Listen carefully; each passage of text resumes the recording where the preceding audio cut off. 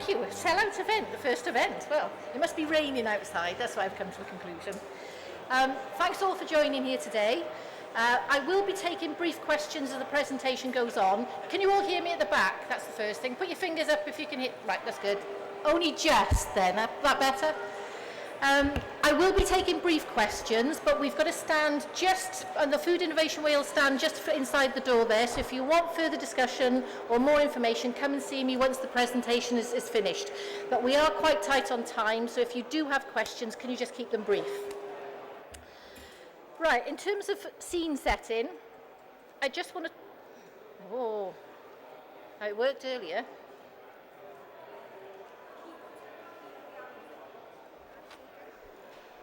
Ooh. Do the arrows work? The arrows work. The arrows have it. I've been working in the food industry for 34 years, well, nearly 35 now, and I just want to put to you the case for me as a farmer, whether or not I start to produce my own product and add value to it. So this is the case for Pencoed produce. My farm name is Pencoed. And some of the considerations that I have to go through, and perhaps positions that you might find yourselves in, and the sort of questions you've got to ask yourself. I'm a Welsh lamb producer, so I've got lambs available to turn and to add value to. I also am very fortunate that I have got butchery skills.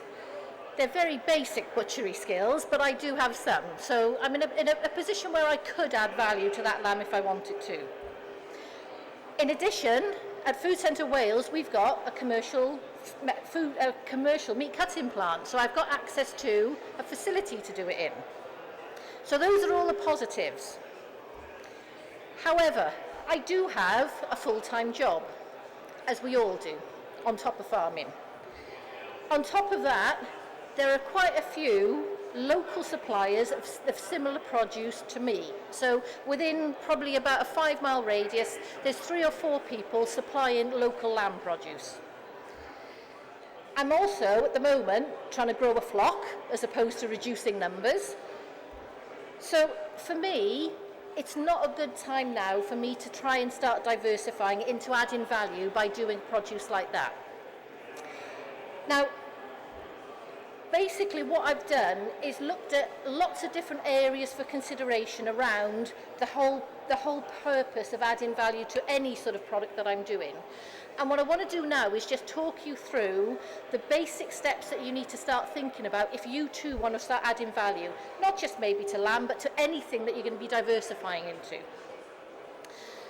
That's the list of things that we're going to look at, and I just want to break it down into a little bit more detail to give you some bones around, okay, what do I mean by which product, what do I mean by facilities, and what's available to you. One of the first things that you've got to consider is branding. Do you have a strong brand? Is it something that will stand out? As well, if you've got a brand, have you somehow focus the brand too much? Say, for example, if I'd called my product Pencoed lamb, and then I wanted to diversify into beef, have I constricted the brand too much? You've got to think about what sort of brand you're going to put on the product. On top of that, you've got to think about, okay, which product am I actually looking at? What's available to you? What could you do? What market are you targeting? There's a huge range of different markets you can look at. Are you looking at food service? Are you looking at wholesale? Are you looking at direct sales? How much of the selling are you going to do, marketing are you going to do yourself? But also, what sort of packaging format is this going into? Am I looking at a retail product that's going to look really sexy on shelf, or am I looking at a food service product that needs to go into a larger box, that needs to go direct to a caterer? And all of these decisions need to be made before you actually start doing anything. It's just as important to understand what product you have as well as what packaging you're going to need to put it into.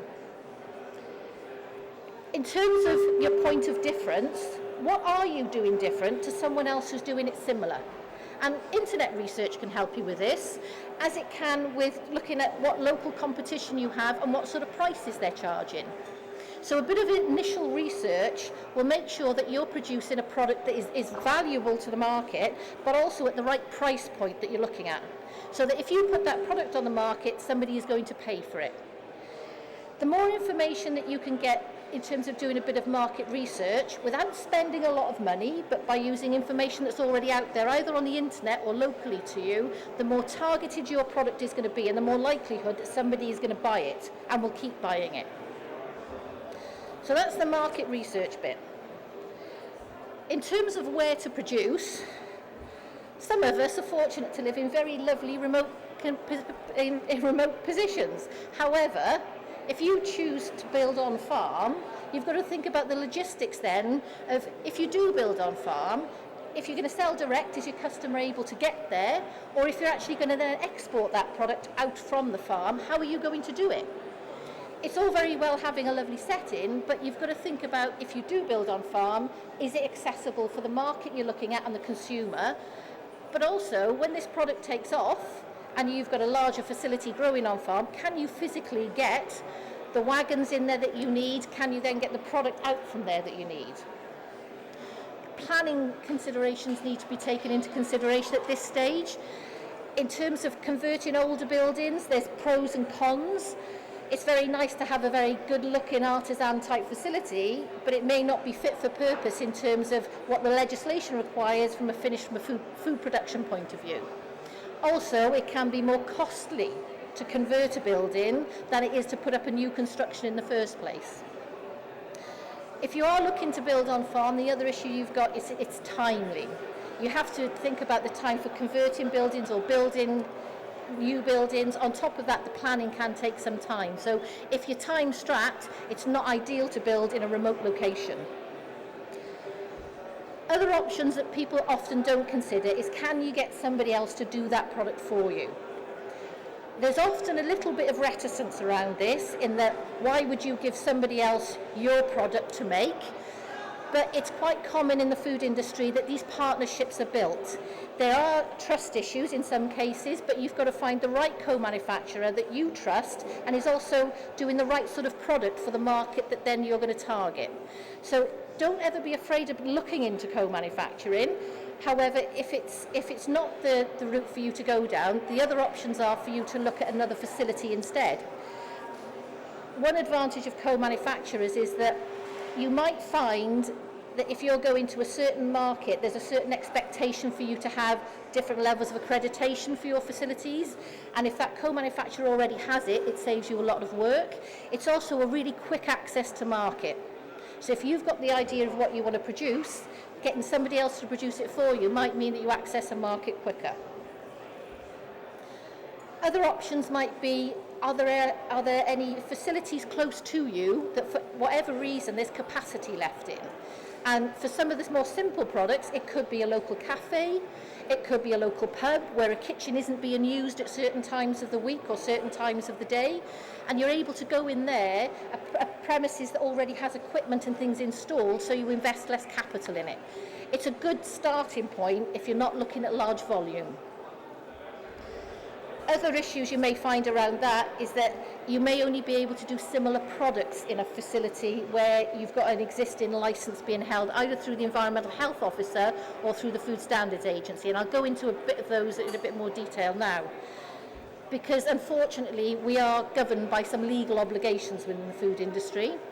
They're quite prescriptive. You can't just start making a product and selling it or even giving it away as samples to the public.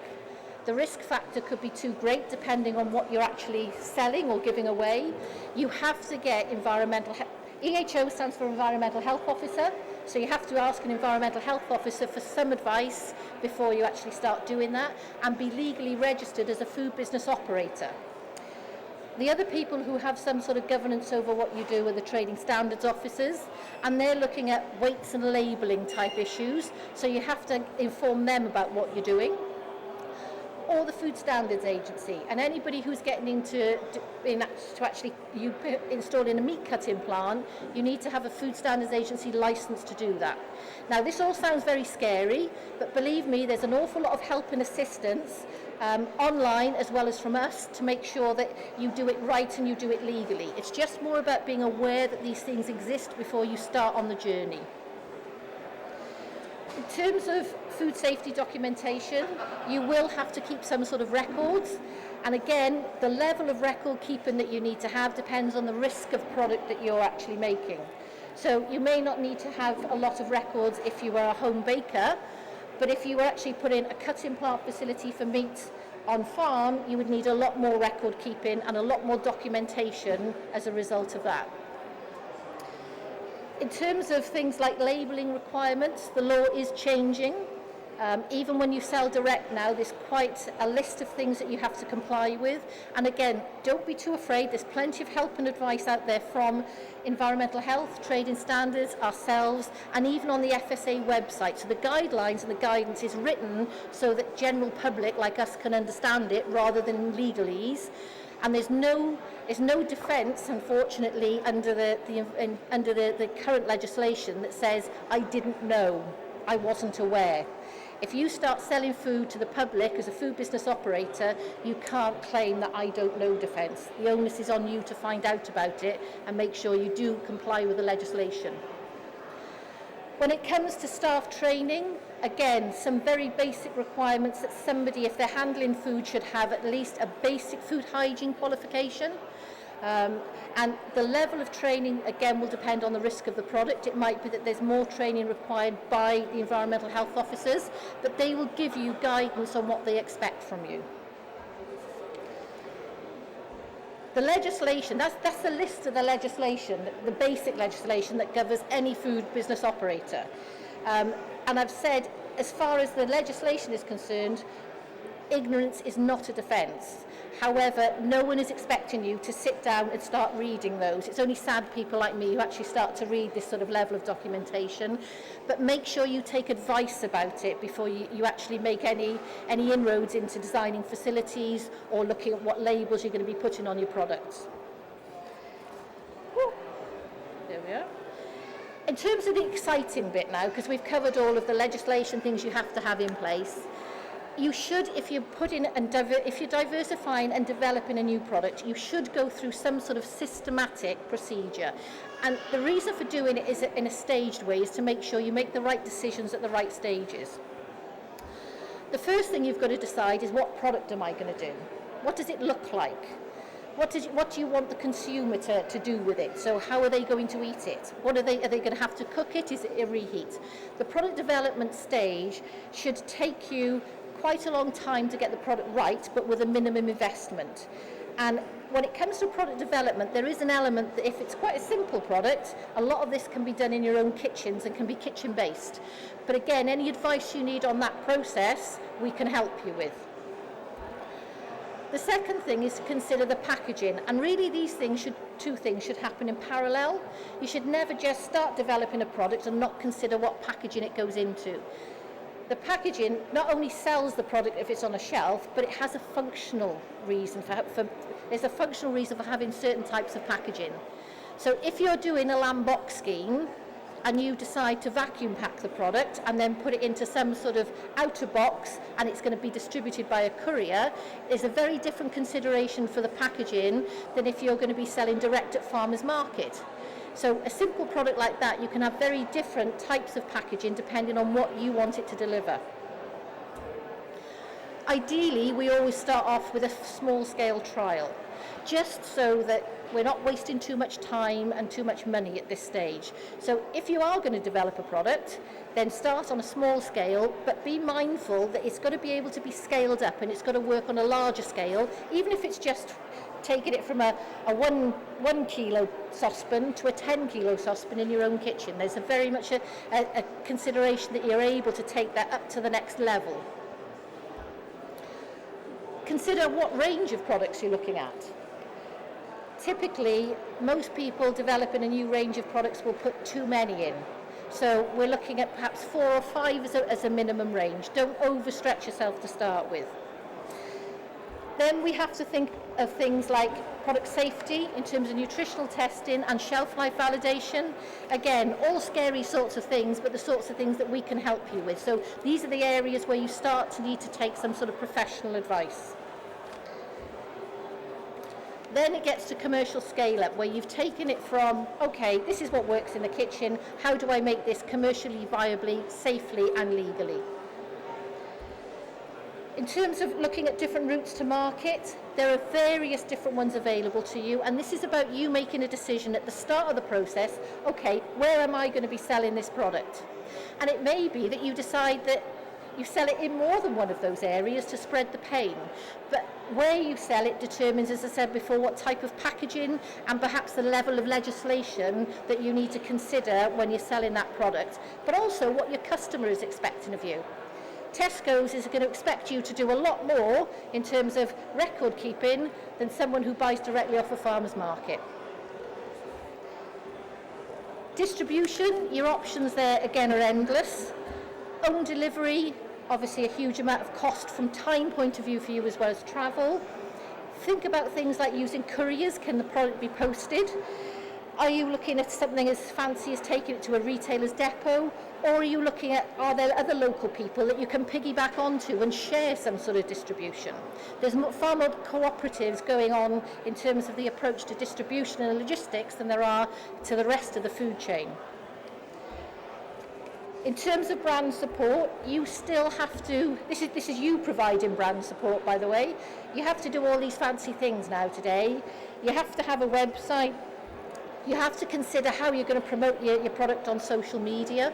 All of these things start getting the message out there about you, about your product, and about the range that you're able to provide to the public. You can do things like when you get into retailers with in-store tastings, but then there's an expense associated with that because you are bound to bear the cost for it. And then other promotional products. What can you do to start getting your brand name out there and start engaging with the public to buy your specific product? Very briefly, Food Centre Wales, I head up the technical team there who are here to support you with this whole process. On top of that, we have a manufacturing facility where people are able to come and develop products, but also commercially manufacture from there. And on top of that, able to come and look at what goods should look like. So if you're planning on doing anything in terms of designing or building your own facility, come and see the facility or talk to us and we're able to help you with that. So just to conclude, I'd say this is a very personal decision for all of you. You could all be sat here with exactly the same product in mind, but your approach would all be different. You might be looking at different markets, you might be looking at perhaps a different geographical area. However, ask the questions, take advice. There is a lot of different agencies here today. Ask the questions that I've been telling you to ask so that when you do put that product on the market, you're more likely for someone to buy it, so that your time that you've invested in getting it to the market, even if you've had funding, there will still be an element of a cost to you. Make sure that you've used that resource wisely, because we don't have much time and we don't have deep pockets. So make sure if you're doing something, it's done in a targeted way so that then you get the benefit from it. Apply all I've said to your individual situation, and then at least you're making informed choices. Thank you very much.